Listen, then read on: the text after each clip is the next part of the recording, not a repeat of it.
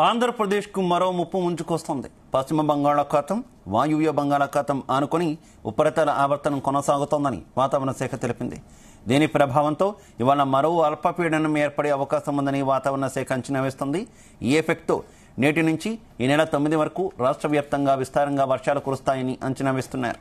ఒకవేళ అల్పపీడనం ఏర్పడితే రాష్ట్రంలోని కొన్ని జిల్లాల్లో భారీ నుంచి అతి భారీ వర్షం కురిసే అవకాశం ఉందని అంచనా వేస్తున్నారు. దీని ప్రభావం పల్నాడు, ఏలూరు, ఎన్టీఆర్ జిల్లాలకు ఆరెంజ్ అలర్ట్, అల్లూరు సీతారామరాజు జిల్లా, విశాఖపట్నం, అనకాపల్లి, తూర్పు గోదావరి, కాకినాడ, కోనసీమ, పశ్చిమ గోదావరి, కృష్ణా జిల్లాలకు ఎల్లో అలర్ట్ జారీ చేశారు.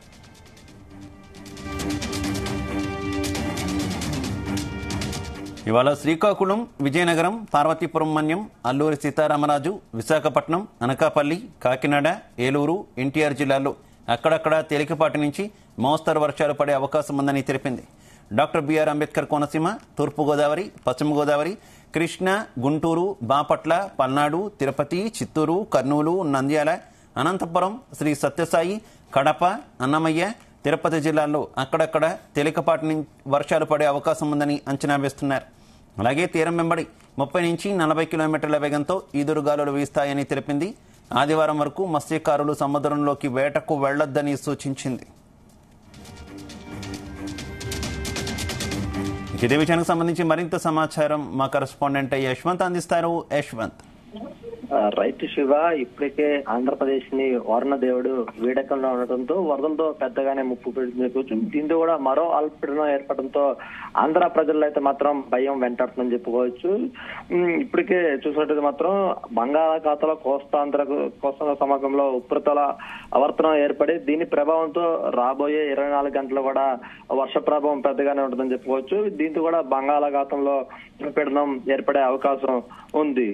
దీంతో కూడా ఇటు చూసుకుంటే కోస్తాంధ్ర సమీపంలో ఏర్పడడంతో ఇది బంగాళాఖాతం వరకు రుతుపవనం ధోరణి వీస్తుంది. దీంతో కూడా గురువారం నుంచి ఈ నెల 9 వరకు రాష్ట్ర వ్యాప్తంగా విస్తృతంగా వర్షాలు కురిసే అవకాశం ఉందని అమరావతి వాతావరణ కేంద్రం అయితే ఇప్పటికే హెచ్చరికలు జారీ చేసింది. ఇటు అల్లూరు సీతారామరాజు జిల్లా, పార్దేశం, మన్యం, అదేవిధంగా విజయనగరం, విశాఖపట్నం, అనకాపల్లి, తూర్పుగోదావరి, శ్రీకాకుళం, ఏలూరు జిల్లాల్లో భారీ వర్షాల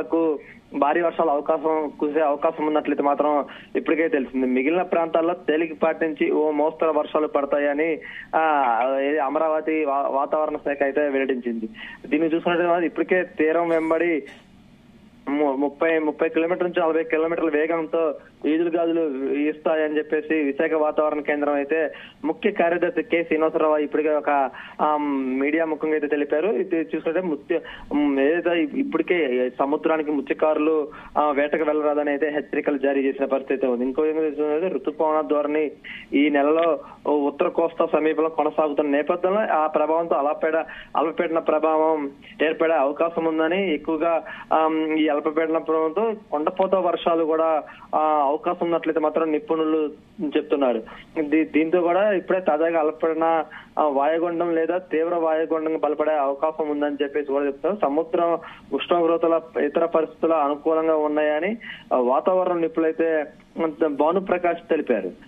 ఇదంతా కూడా ఉత్తర పరిసరాల్లో తీరం దాటే 70% నుంచి 70% నుంచి ఒడిశాలు దాటేందుకు 30% పై కూడా అవకాశాలు ఉన్నాయనేది మాత్రం ఇప్పటికే చెప్తారు. బుధవారం సాయంత్రం కల్లా కూడా ఇటు తూర్పు గోదావరి జిల్లా, కాకినాడ, వైఎస్ఆర్, డాక్టర్ బిఆర్ కోనసీమ జిల్లాలతో పాటు కర్నూలు, ఏలూరు, అదేవిధంగా అల్లూరు సీతారామరాజు జిల్లాలతో పాటు తేలిక నుంచి ఓ మోస్తరు వర్షాలు పడే అవకాశం ఉందని చెప్పి కృష్ణా జిల్లా, గుంటూరు జిల్లాలో కూడా భారీ నుంచి అతి భారీ వర్షాలు కురిసే అవకాశం ఉన్నట్లయితే మాత్రం ఇప్పటికే వాతావరణ శాఖ అయితే హెచ్చరికలు జారీ చేసింది. దీంతో కూడా ఆంధ్ర ప్రజలు అయితే మాత్రం ఇప్పటికే భయం వెంటాడుతుందని చెప్పుకోవచ్చు. గత వారం రోజుల నుంచి కురుస్తున్న వర్షాలకి ఎగువ నుంచి వరదలకైతే విజయవాడ ప్రాంతంతో పాటు ఇటు ఎన్టీఆర్ జిల్లా కూడా తీవ్రంగానే ఈ వరదలకి ఇబ్బందులు గురని చెప్పవచ్చు. దీంతో కూడా పెద్దగానే నష్టం జరిగిందని చెప్పి ఇటు పంట పొలాలు కావచ్చు, అదేవిధంగా చూసుకున్నట్లయితే మాత్రం స్థానికుల్లో కూడా గృహాల్లో నీరు జరగడం పెద్ద ఎత్తున ఆకర్షణ జరిగింది. దీంతో కూడా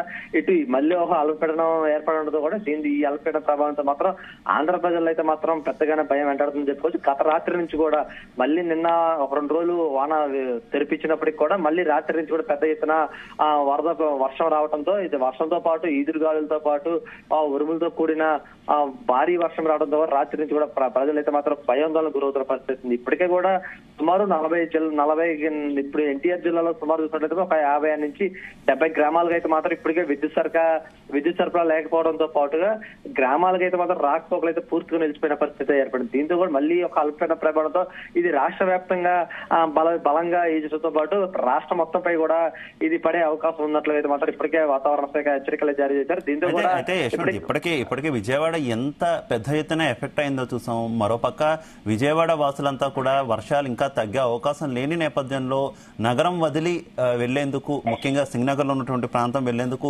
ప్రయత్నిస్తున్నట్టు కూడా వార్తలు వస్తున్నాయి. ఏంటి ఆ వార్తల్లో ఎంతవరకు వాస్తవం ఉంది? అలాగే ప్రభుత్వం ఏ రకంగా రెస్పాండ్ అవుతుంది? ప్రజలు వర్షాలకి భయపడుతున్నారు, వర్షాలు తగ్గిన తర్వాత వచ్చేటటువంటి విష జ్వరాలకి కూడా భయపడుతున్నటువంటి సిచ్యువేషన్ ఉంది కదా.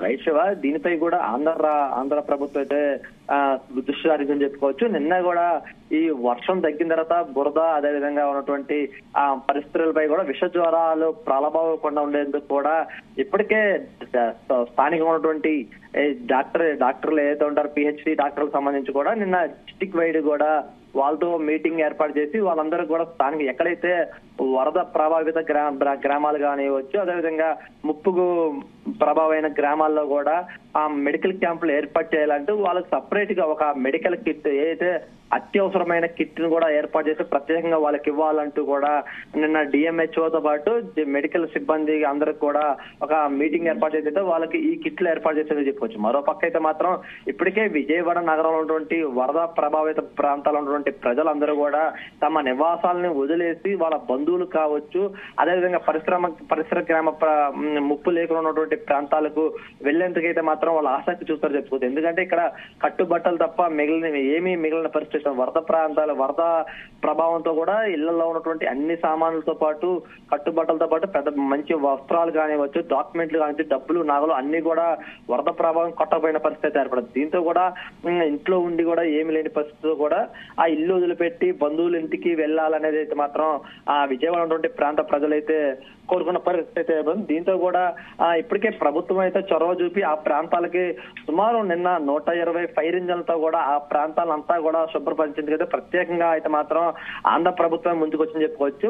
పరిసర ప్రాంతాలు అదే ఏదైతే గుంటూరు జిల్లా అదేవిధంగా తూర్పుగోదావరి జిల్లాలో ఉన్నటువంటి ఫైర్ ఇంజన్లు కూడా 120 పైగా ఫైర్ ఇంజన్లు విజయవాడకు తరలించి అక్కడ ఉన్నటువంటి ఏదైతే వరద ముప్పు ప్రాంతాలు ఏదైతే ఆ ప్రాంతాల్లో కూడా శుభ్రపరిచేందుకు స్వయంగానే ప్రభుత్వమే ముందుకొచ్చని చెప్పుకోవచ్చు. అదేవిధంగా కూడా సుమారు 2000 పైగా మున్సిపాలిటీ సిబ్బందితో కూడా కార్మికులతో కూడా అక్కడికి విజయవాడ పరిసర ప్రాంతాలు చేరుకొని అక్కడ కూడా వీళ్ళతోనే ఏదైతే వరద ముప్పు ప్రాంతాలు ఉన్నటువంటి ఇళ్లను కూడా శుభ్రపరిచేందుకైతే మాత్రం స్వయంగా ప్రభుత్వమే ముందుకొచ్చిందని చెప్పుకోవచ్చు. అదేవిధంగా ఇప్పటికే ఆ ఫుడ్ డొనేషన్ విషయంలో కూడా విజయవాడ కలెక్టరేట్ కావచ్చు, ఇందిరా మున్సిపల్ గాంధీ స్టేడియంలో కూడా ఇందిరాగాంధీ మున్సిపల్ స్టేడియంలో కూడా ఫుడ్ తయారు చేసి వరద బాధితులు స్వయంగానే మంత్రులు కావచ్చు, ఎమ్మెల్యేలు కావచ్చు, అదేవిధంగా అధికారులతో కూడా డొనేషన్ చేసే సందర్భం అయితే విజయవాడలో చోటు చేస్తుంది. అయినప్పటికీ కూడా వరద ప్రభావం ఇంకా తగ్గిన పరిస్థితి ఉంది. మరో పక్కన అల్పపీడనం మరొకటి ఏర్పడడంతో వరద ప్రభావం మరింత కోరే అవకాశం.